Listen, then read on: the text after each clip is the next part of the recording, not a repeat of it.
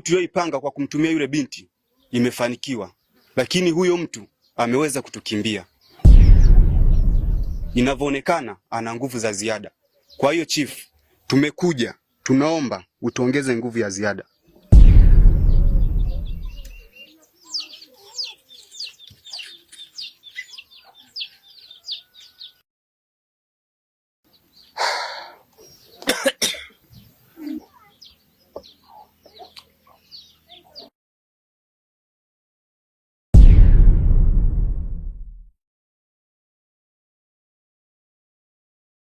Sawa, nitafanya kama mlivyoomba,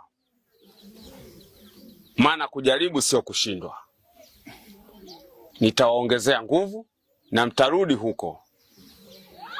Awamu hii mtakao kwenda, naomba msishindwe tena. Mhakikishe mmemleta hapa. Tutatengeneza mbinu nyingine, tutarudi huko na nitawaongezea nguvu kama mlivyohitaji. Kwa kuwa wanatumia nguvu za giza, basi na nyinyi nitawaongezea hizo hizo. Mwende mkapambane, mhakikishe mmewapata, mwalete hapa kwenye Ulaya. Sawa, tumeelewana? Ndio chifu. Basi nyinyi nendeni mkaendelee na majukumu mengine. Nitakapowahitaji, taarifa zitawafikia. Tumeelewana? Ndio chifu. Haya, mnaweza mkaenda.